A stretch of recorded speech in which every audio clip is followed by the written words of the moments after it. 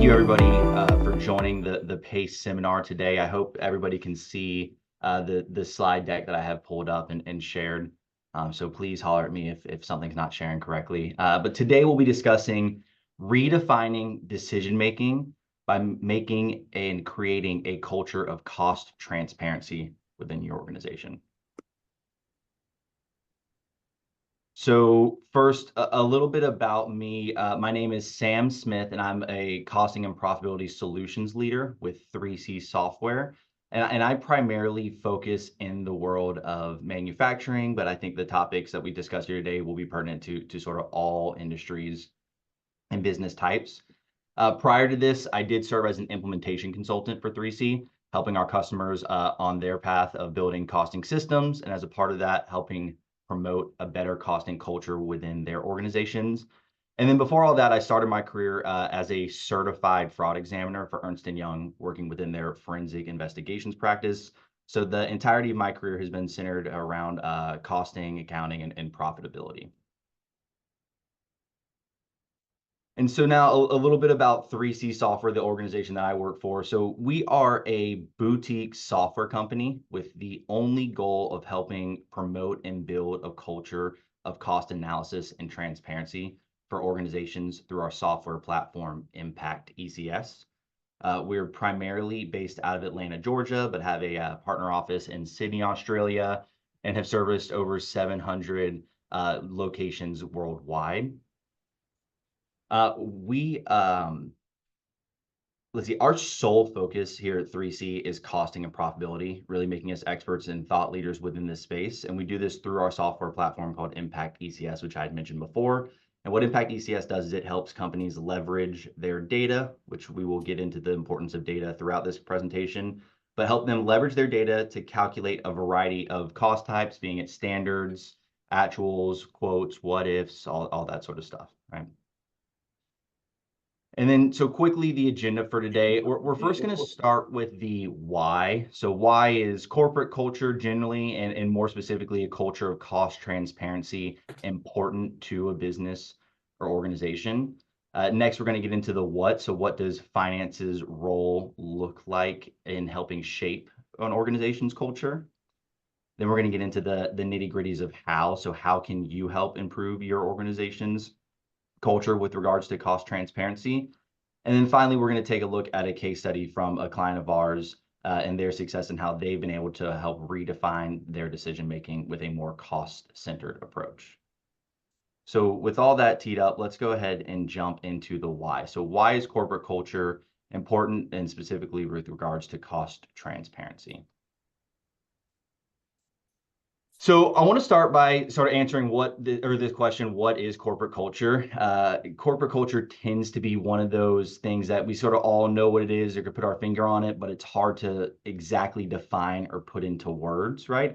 I tend to fall back to this expression, well, it's just the way we do things around here.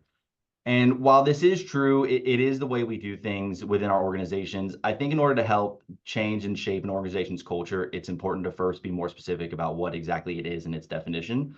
So we can define corporate culture as being the shared values, attitudes, standards, and beliefs that characterize members of an organization and define its nature. And this is rooted in an organization's goals, strategies, structure, and their approaches to labor, customers, investors, and the greater community in which they exist. And so now, why is it important? We tend to think that corporate culture affects the intangible things like how do employees feel, how is the company viewed, what are sort of the vibes around the water cooler or in the office break room, right? But as you can see, the data actually bears out tangible benefits to organizations with a better corporate culture, both monetarily in terms of revenue, stock price, and net income, and also for the people within the organization. So the figures that you see here come from a Harvard Business School a case study and subsequent book publishing titled Corporate Culture and Performance. And the results that you're seeing are the comparison between 12 organizations with a strong emphasis on performance enhancing cultures versus 20 companies without that same emphasis, right? And the numbers show really how big of a difference a corporate culture can impact an organization, right? So revenue, a difference of over 500%, employee growth over 250%, stock price almost 900% greater, and then net income growth, over 750% greater. So the company's culture really can drive monetary effects for an organization. And so, we've talked about corporate culture so far. Let's get into the specifics of really what a costing culture is, or a culture focused on cost transparency, right? So the best finance groups are actively working on promoting a cost culture, I believe. And what a cost culture is, I define as one that understands the need and importance of deep and accurate cost insights and uses these as the foundation for their decision making and performance evaluation. Now, the real key as to why a culture of cost transparency is important, in my opinion, is the ability to make informed, data-driven decisions. And now there's really two parts to this, right? So the first part is prioritizing cost culturally so that you have accurate and available data, right? As you can see here from this Deloitte study, only about 50% of data that's available within organizations is currently used in the decision-making process, right? And that number needs to be as high as we possibly can get it. And the second part of this is disseminating data across the organization, right? This is really where the transparency comes into play. Without being transparent in your company's data, and it's specifically with regards to costs, people will not feel confident enough or really might not even know that data exists to help them make better decisions. And a lack of transparency, I think, is a big reason for this second figure here, which is 58% of business decisions are still being made off gut feel currently today.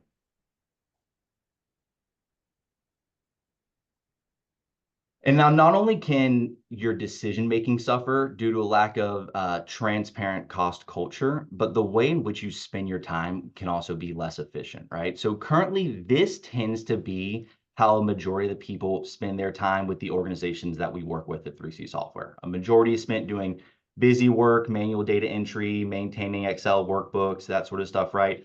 And a very small percent is actually doing the key analysis activities that are the most important parts of their role.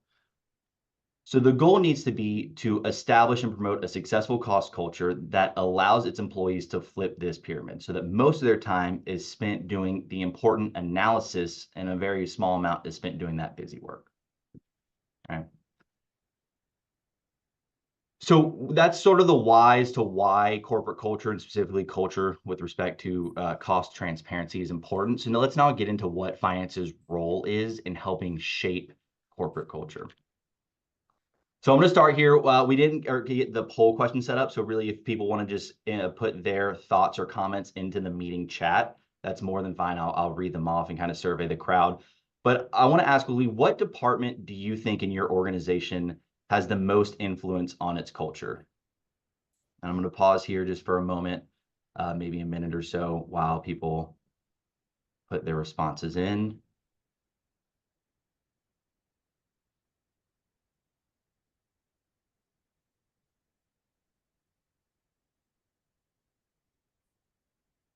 Like I said, feel free just to put this in the meeting chat.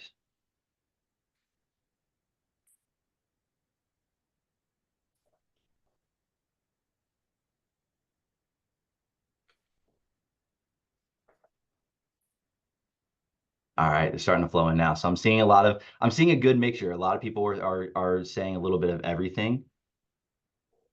We have a focus on finance, a big focus on sales, and a lot of people saying that product development, marketing being important as well. All right, so we'll pause the answering. And so while there's not really going to be one answer that's true for all organizations, what is true and what's clear from the research is that finance does play an active role in helping shape an organization's culture in the majority of organizations, right? So 51% of CFOs self-report to play an active role in shaping their organization's culture. And this is divided up into 17% saying that they're very involved and 34% saying somewhat involved. But the really interesting statistic to me is that only 22% think that they are not involved at all. So a small minority in comparison to the 71% of CFOs that know that they do play some sort of role in shaping their organization's culture. And the reason for why finance plays a role in most organizations in the terms of shaping their culture is simple. Finance decides how a company's resources are invested. So whether they think about it or not, they're always going to be involved in helping shape the company's culture. So with that, there is some responsibilities that CFOs and their teams should keep in mind, should keep in mind while making decisions, right? So firstly, they need to use the company's principles and values to guide their actions of where that they choose to invest. And they also need to contribute to the development of the company's mission statement and collaborate with other executives to help define exactly what the sort of culture that they wish to see within their organizations, right? It's important for finance to play an active role in helping define the mission and the desired culture, what it looks like. Finance teams should be sort of regularly speaking with employees or self-surveying. What do people within an organization across all, roles and task jobs feel about what the culture currently is? Are they on the path to achieving what their desired outcome is, or are they deviating from the path? And finally, finance needs to contribute and promote training and onboarding programs. This is really the foundation block of where employees first experience the organization's culture and can really set people up on the correct path.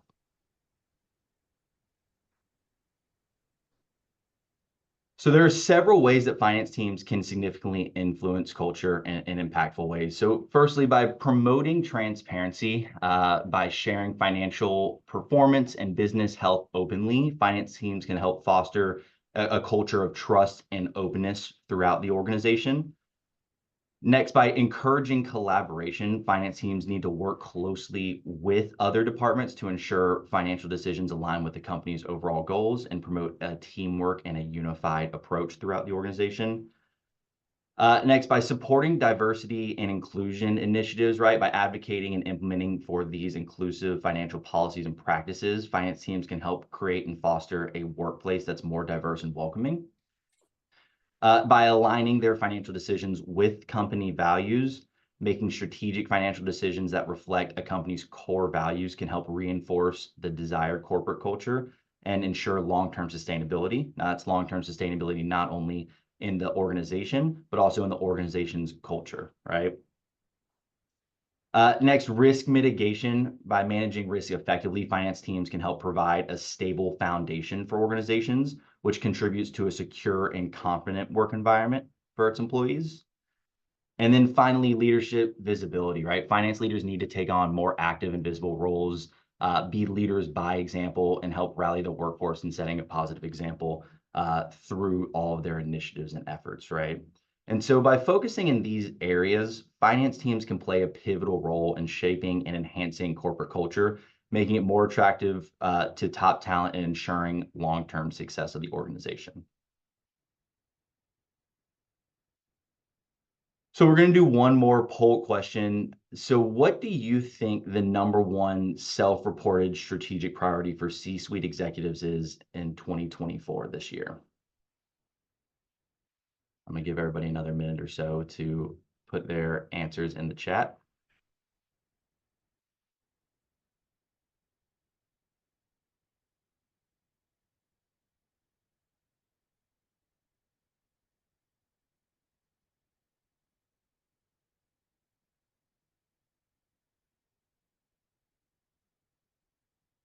Looks like we're getting another good mixture of answers. A lot of people were saying cost reduction.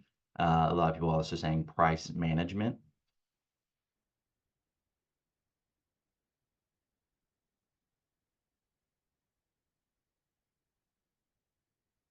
Well, as you might have been able to guess, sort of based off the topic of today's conversation, the number one initiative or priority for C-suite executives, according to this Boston Consulting Group survey, was actually cost reduction. And this is across both North America, Europe, and Asia. Now, this is certainly followed closely by growth and expansion opportunities, be it price management or expanding product lines or geographies, that sort of thing, right? But excuse me. But it's clear that with the state of the market, the global market, executives do see the best and current way to drive profit is through cost reduction. And the only way to achieve sustainable cost reduction is to be accurate and as transparent with cost throughout an organization as possible.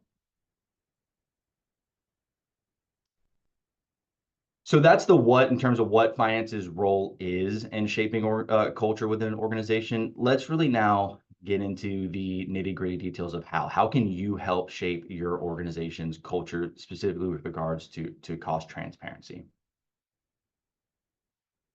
So now, before we dive into all the details on how to do it, we need to be honest with ourselves. Change is hard, and we need to acknowledge that there are going to be some obstacles along the way to changing your organization's culture and being more costing focused. So some of the common obstacles that we see in our work is competing priorities, mistrust or misuse of data, market and industry changes, and then also just the natural human resistance to change, or as I like to phrase it, the resistance to being changed, right? Humans are going to resist being changed by their bosses or someone above them if they aren't fully invested in the process and understand sort of what the reasons and causes for change are, right?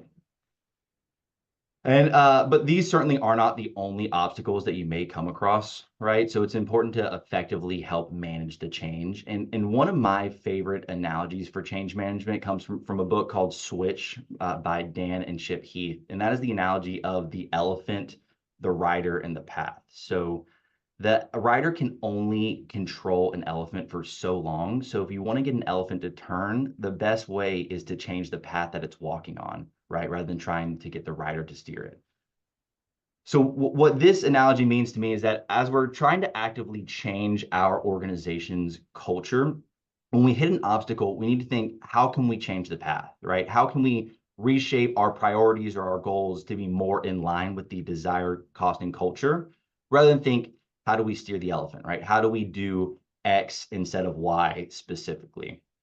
And a tangible example of this from my work that I just ran into with 3C was we were working with an organization whose corporate finance team was trying to evaluate plant controllers and plant leadership, their end-of-month performance against corporate standards.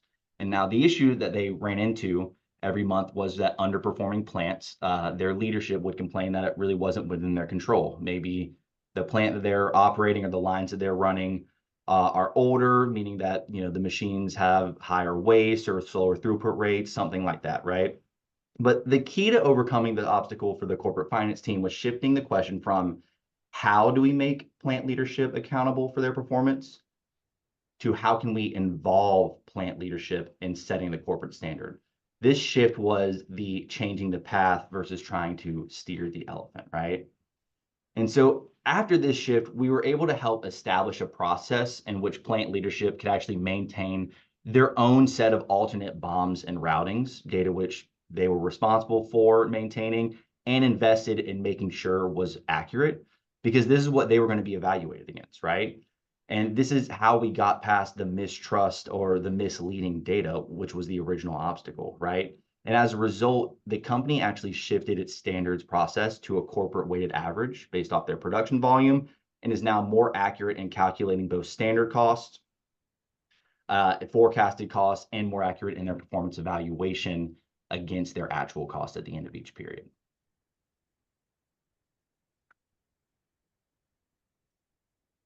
Now, creating a successful cost culture across an organization requires focus in three key areas. So the first is establishing what the components of cost are within your organization.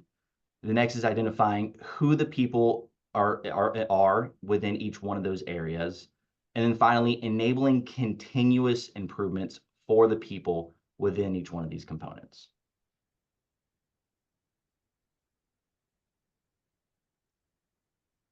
So at 3C Software, we use this framework to define the areas of or components of cost for an organization, right? So the cost to source, cost to make, and cost to deliver, right? So cost to source is typically made up of your inbound cost, right? So that could be raw material purchasing, inbound freight, tariffs, your targets and should cost, subcontractors potentially, right? Cost to make is your typical manufacturing, so bombs and routings, new product development, operations, those sort of excuse me, those sort of things. But outside of manufacturing, it might also be maybe for a software company, the cost to develop or maintain the products and that sort of stuff, right? So it's not just specific to manufacturing. And then finally, the cost to deliver is really everything after your manufacturing process is done, right? So supply chain, outbound transportation, logistics, sales, support, all those sort of things, right? And now, while none of these lists are absolute and final, the key is that an organization will be unable to accurately know, represent, analyze, and communicate its cost and profitability without end-to-end collaboration across all three of these areas. The data from all three of these areas has to come together in order to be full, accurate, and for there to be transparency throughout the organization.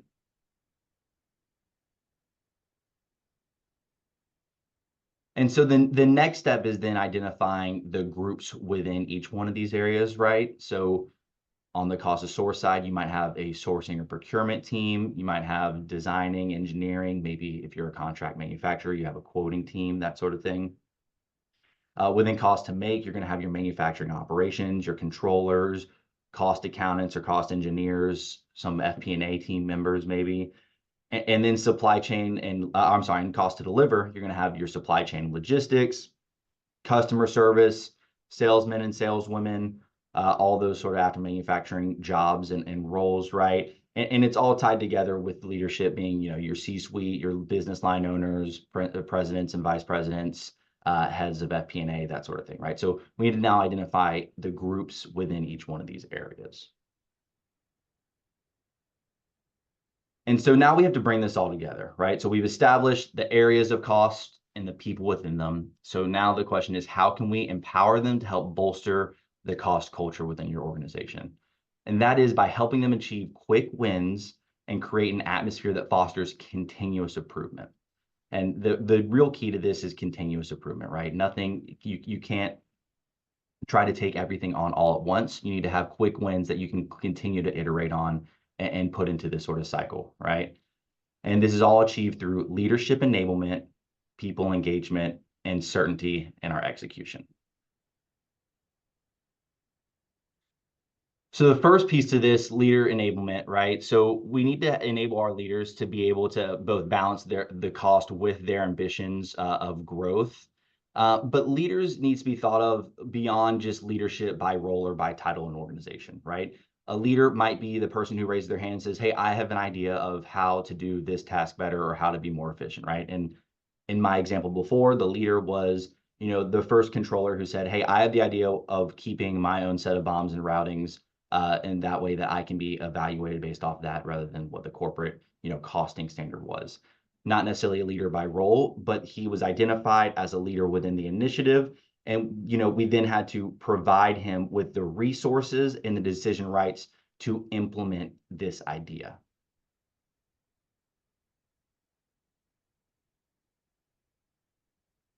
The next step is people engagement, right? So around that leader, we need to get all the other people involved, feeling excited and engaged in the opportunity and wanting to be a part of the change. We always say in our projects that the best thing that you can do is really involve as many people as early as possible. So that way they all feel that they have some skin in the game and something invested in making the change happen themselves rather than just being told that they have to change the way that they're doing this, right? And we can do this by, sharing the priorities and vision for the company or organization and empowering them to join into the solution process and provide their feedback, provide their comments throughout to help shape what the overall culture that we're going to get to eventually is. And now finally, executional certainty, right? So the key is being able to execute strategic priorities that are broken down into actionable actions, right? So we need to be able to have doable actions that we can measure against that drive progress. So like I said, your goal should not be, hey, we want to change our organization's culture to be more costing focused. Your goal should be, hey, we've identified a specific problem and by accomplishing it or by overcoming it, we will be one step closer to achieving our desired culture outcome, right? And we can do this by implementing effective governance and tracking of our goals and our progress along the way and holding both ourselves and other employees accountable for progress throughout the process. So when all of this comes together and this cycle continues to reiterate, this is really how you achieve the desired cultural effects, right? So we need continuous improvement and innovation, right? Setbacks are bound to happen along the way, but these need to be seen as learning opportunities. And we need to acknowledge the wins as well, right? Socialize, learn from the setbacks, celebrate the wins, and continue to support employees throughout the entire process as we continue to adopt new ways of working, new ways of doing business, right? And so there are a few key areas where we see where we tend to see things going wrong when trying to shape your culture to be more cost focused. The first one is in leadership being too heavily focused on quick cost takeouts, right? Leaders focusing too heavily on quick cost cuts or takeouts can really be nearsighted and hamstring the company in the future. Right. And this really plays in with the second point there of execution, right? So neglecting the long-term cost management as a strategy and as a tool for maintaining savings. Leaders need to be not nearsighted, but think long-term in terms of cost management and not trying to reduce cost altogether at once. Finally, on the people, we need to make sure that we are properly investing both in our people in their skill set and in the tools that they have in order to do their jobs and manage the change that they are going through. And then finally, culturally, we need to make sure that we position cost management as a force for positive growth and stability within an organization rather than a negative effect of poor business outcomes, right?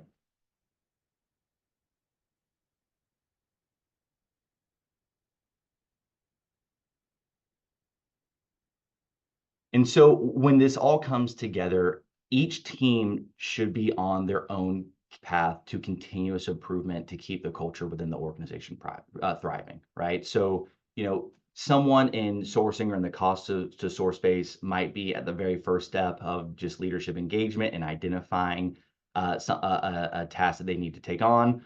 Whereas in the cost to make world, operations team might be in the executional stage of actually executing a change, whether it be implementing a new tool or solution, making changes to how they're doing something on the shop floor, right?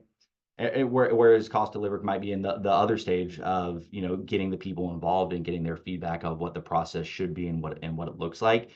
And leadership within the organization needs to be on their own path of continuous improvement as well, right? Each one of these groups and the people within each one needs to be continuously going through this cycle of iterative goals and wins.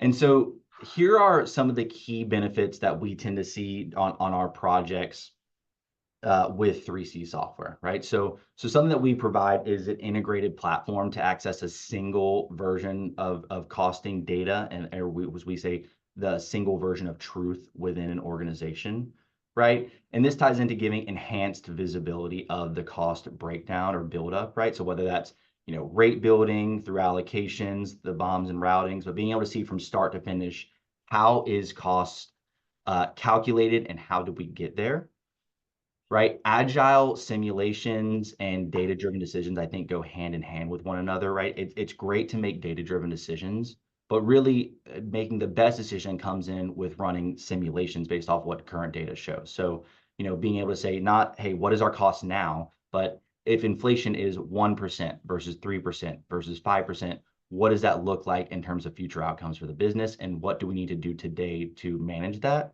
right? Or maybe raw material prices. What if raw material prices change based off this? What if our material demand change because we win business or lose business? Looking at forward-looking what-if scenarios to be able to drive what the decisions you make today are. Now, with this, it is important to keep a good track of history and version management throughout the process of being able to tell different simulations and versions of cost apart from one another. We need to, or we're able to help empower teams to flip the pyramid and spend more time doing that sort of analysis, whether it be running simulations, building cost up, analyzing whether the bombs, routings, materials, rates, everything is correct and in line with what they should be, right? But empowering teams to spend more time doing the actual analysis part of their work versus that busy work that we talked about before. Another key thing that we see and that we run into all the time is the retention and the systemization of tribal knowledge. We run into this all the time, right? How many of you have a Bob or a Mary or someone down the hall where, we say, hey, they're the ones that are in charge of this process. They're the ones that do X, right? And they're the only ones in the entire company that know how to do it. And without them, you wouldn't know, nobody else would be able to do it. We need to retain this tribal knowledge and put it into a system that is visible and transparent throughout the organization of how it's done. One of our favorite stories that we like to tell is that a popular packaged food company that I'm sure all of you likely have in your pantries, at least within the US. They had one person in the entire organization that knew how to cost their most popular breakfast product. And that person tried to retire 3 different times. Each time he was brought back with a higher pay and a better parking spot. He was eventually parked right next to the CEO at the front door of the building. But the man was working well into his 70s because they were not able to systemize the tribal knowledge that he had for how to cost this particular product, and it really set the organization back and without having him there. And then finally, no integrated cost platform is complete without having good controls over the costing data, right? So, we need to be transparent with our costs, but still cautious. We need to make sure people are using it in the right ways and the right people have access, but not every single person could gain access to what the costing information within an organization is.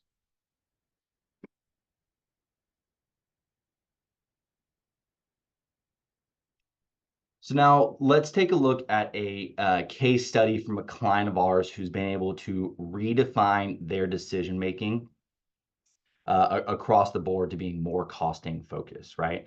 And let's keep in mind the areas of cost, the people, and the continuous improvements that they're going to be able to make. During this is sort of one cycle or one iteration of change within the organization on their path. But we will talk about what their next steps are and how they've been able to identify next steps to continue to iterate on this cycle of change. So we're going to talk about an electronic component manufacturing company. You can think they manufacture wire harnesses primarily that go into consumer products. So your washer, your dryer in your home, a vacuum cleaner, devices like this, they all have these custom wiring harnesses where they have hundreds of wires all cut to specific lengths and joined together in specific ways and need to plug into different areas of what the product is, that sort of thing, right? So they're a contract manufacturer making all custom products. They have over 40 manufacturing locations around the world, which for them meant that they had close to 40 different ERP systems and a lot more additional shop floor systems, MES, PLM systems, all that sort of stuff, right? 25,000 employees, over 500 customers, 8,000 individual quotes that they were returning to their customers, about 38,000 SKUs that they were trying to manage, and about 20,000 new raw materials that they were needing to get costing data for each year and quote in a product, right? And that all came together to be about $5 billion in top line sales over the years.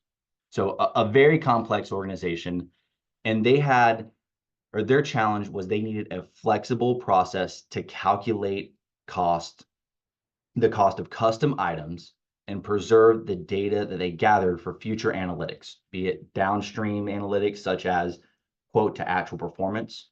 We said we were going to quote it to be $5 an item. We produced it for $7 an item. Did we underquote it? Did we underperform in the actual manufacturing?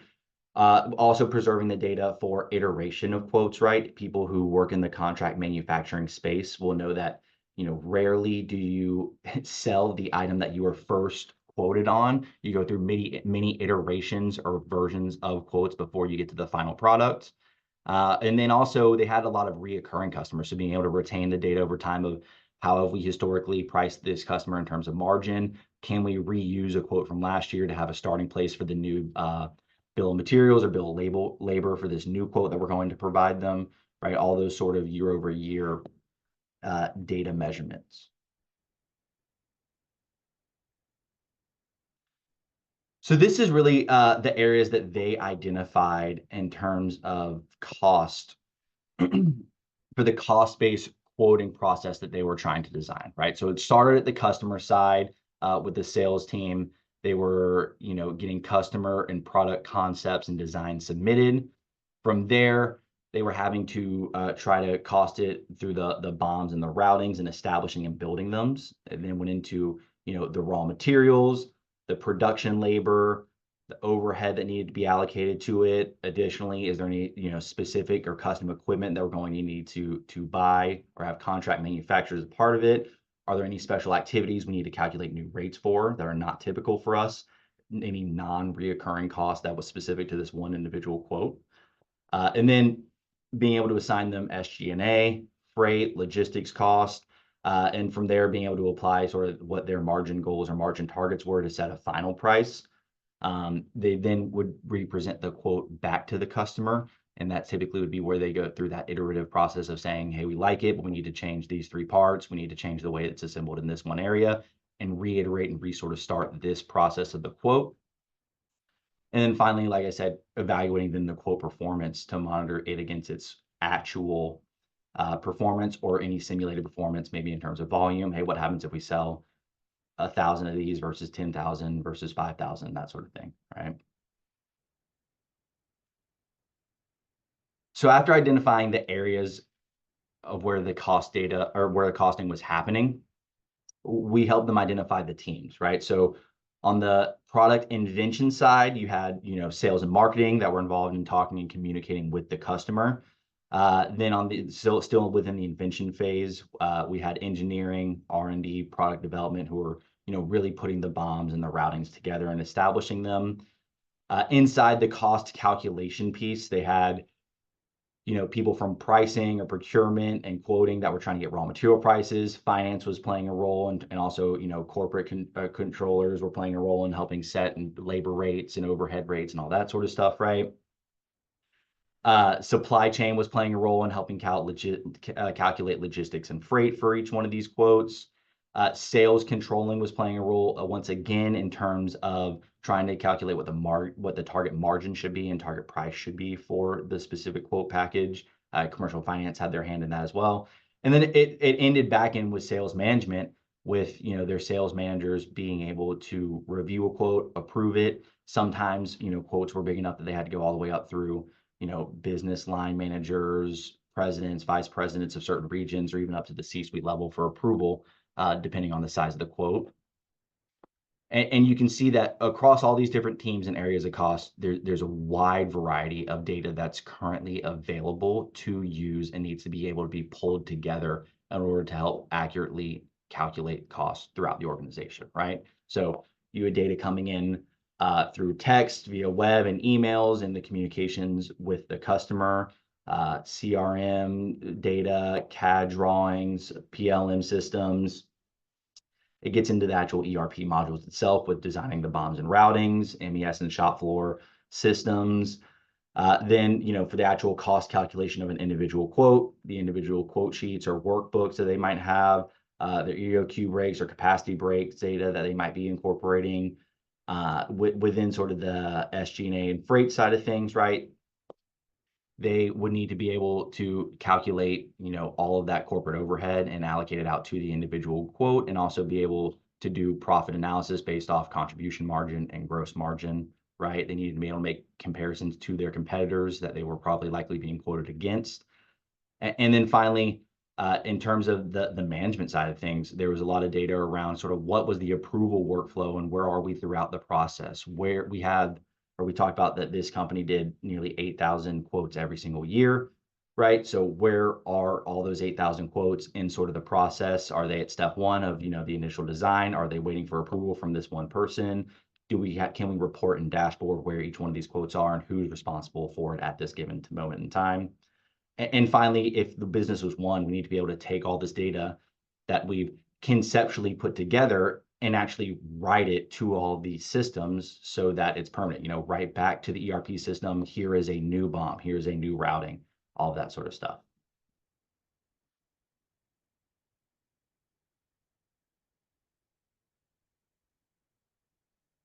So what we were able to do was tie together one integrated cost-based quoting platform that pulled all of the different data, all the different users together into one collaborative environment so that every single person was able to see the true cost throughout the process. And everybody had access to the exact data that they needed at the exact moment they needed. And there was no more, sending workbooks through emails. Oh, I have the wrong version of the file or not the latest version of the file. Everything was up to date and as accurate as possible at the moment in time they were accessing it, right? So this was, helped or assisted by generating creating user faces to generate these custom bombs and routings by leveraging existing bombs and routings already within their ERP system. Same thing, leveraging existing equipment lists, just existing logistics, shipping lines, logistics, all that sort of stuff, right? Leveraging all the data that they currently had available to say, okay, it's close to it. Let's take this as a starting point and just tweak it slightly rather than creating a new bomb from scratch every single time. We also linked to external data sources that were new to the organization so that they were able to update material cost on a daily or a weekly basis, track what commodities were going to cost over time. A big cost to this organization, because it's wire harness focused, was the cost of copper. So we were able to connect to a copper commodity monitoring tool that was able to track the cost of copper and project what it was going to do over time. We also were able to help build in analytics and approval modules that would calculate cash flow analytics based off of different volumes over the years, being able to do approvals based off what the cash flow models might have looked like, based off what the contribution margin results might have looked like, and calculate prices based off of all this sort of stuff, right? And finally, just approving it, going through that chain of approval from, like I said, the salesman to the sales manager, all the way up to potentially the C-suite executive who might need to sign off of it if the quote was big enough. And in terms of reporting, we were able to help them report what their current sales are, what their potential sales could be, what their potential exposure could be in terms of raw material costs and that sort of thing. If, every single quote or if a certain percentage of quotes that were out were accepted at this moment in time. And really, the reporting served as sort of the launching pad for where their next iterations of improvement were going to come from, right? Where they were finished with the system and saw the reporting they had, and they said, this is great, but we need more. So their next phase or their next step of work is to extract all the data from their quoting system and serve it into this sort of data cube, they're calling it, that's going to do a machine learning algorithm in order to better calculate what target pricing and what margin rates should be. So this is a good end-to-end example of sort of what change can look like across sort of all functions of an organization at once, right? But the trick is, like I said, in this one example, we touched a little bit of everyone, but each person within each one of their roles needs to be on their own continuous cycle of improvement, right? We talked about in reporting, it's just the sales team and the FP&A team that's going to be working on the sort of new machine learning algorithms that they have for setting their margin, right? So back to operations, they need to be on their own and continual path of approval. Maybe their next step is iterating on how they're able to better maintain their bombs and routings, or how they're better able to maintain their master data of their parts list because they have so many new SKUs each year, that sort of stuff, right?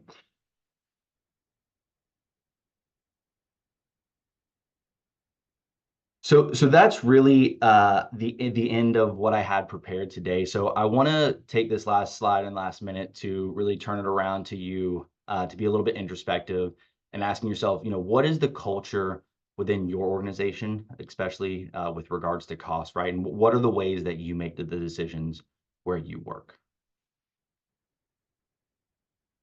So with that said, we can go ahead and start some questions if anybody wants to. I think, Rafe, they're going to likely come to you.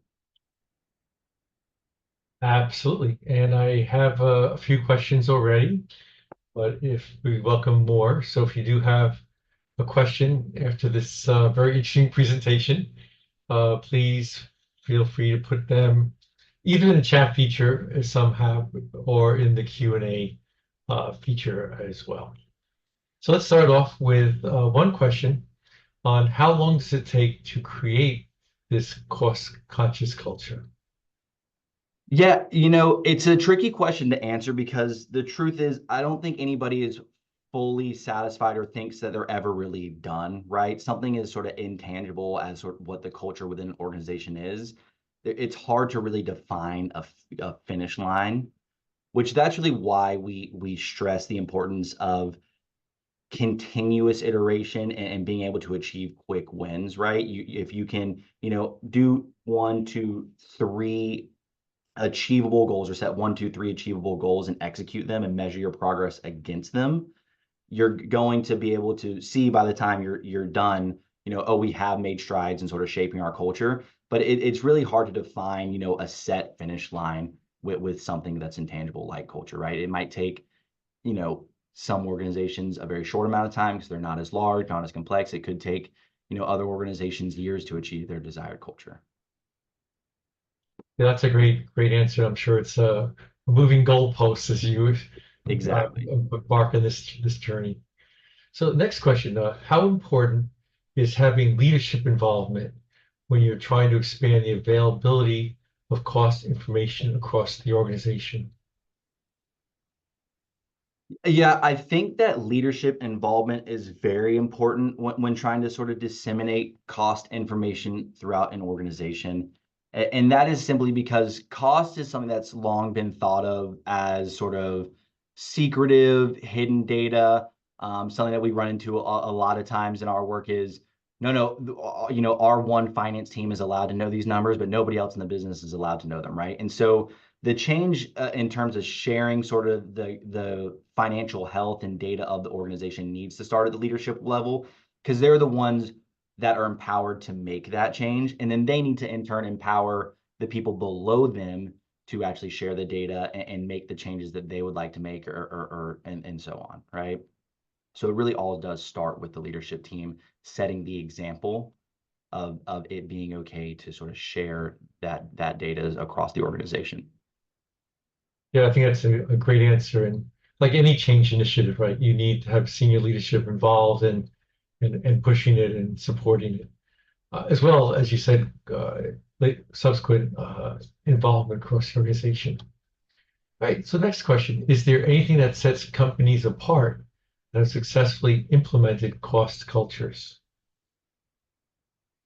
Yeah, I think the largest difference maker is really the engagement of the people. And it's tough because there's not really one good way to engage people across the organization, right? Because just people are different. Someone might want to just be told in an email and left alone, hey, this is how we do things now. They're fine with it. They can take it and run it with it.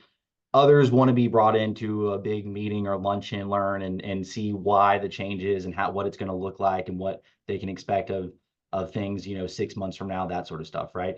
But what really makes a difference is being able to get your people as engaged and active and eager to be a part of the process, right? They need to want the change as much as the leadership wants the change.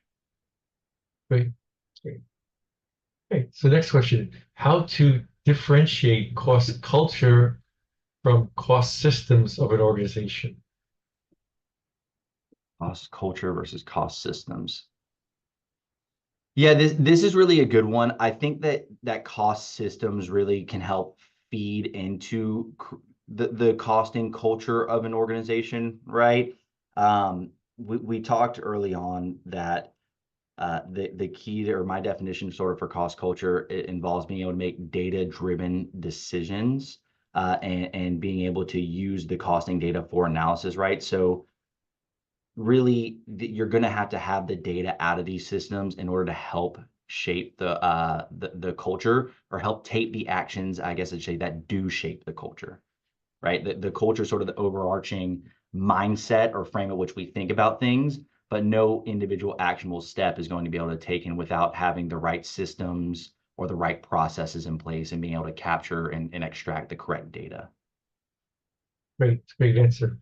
I do have one more question, but if there are any other questions from the attendees, please feel free to ask them now. And so next question is, what's the harder part of establishing a cost culture, the people or the technology? Hey, it's certainly the people, in my opinion, right? I mean, we're in a point in time where you can find the technologies to do just about anything that you want to do. Now, it does all come with expense, right? So you have to keep that in mind. But because people are unique and individual, and no one person's alike, you're never going to be able to just say, this is the way we're going to do stuff. It's going to have to be a little bit different for each team or each group or each individual person for how you present change to them. Whereas, making the technology change itself, that's certainly doable, technically speaking, right? Yeah, I think that's well said. There's one thing at pace that we mull on is the uh, lack of uh, advanced costing systems and how many companies have costing systems uh, based on practices from the 60s. Yeah. And so the technology, the methodology is there, but the culture's not there, right? The people aren't behind uh, having a better costing culture. And that is the great challenge. And uh, just as a segue, that's the reason why your presentation today is so relevant and important. I want to thank you for your presentation, Sam, and I think we all got a lot out of it. Thank you to 3C for being a great supporter of PACE. And as I mentioned before, this session was recorded and will be available on our website in a little while. And if you're like me, I'm sure you'll want to come back and pick up on nuances or thoughts that you might have missed. And with that, we'll end today's session. Thank you, Sam. Thank you, everyone. Yeah, absolutely. Thank you, everybody, for your time today. I really appreciate it. And if you'd like to learn more or hear more about it, what we talked about today, here's some contact information for our organization.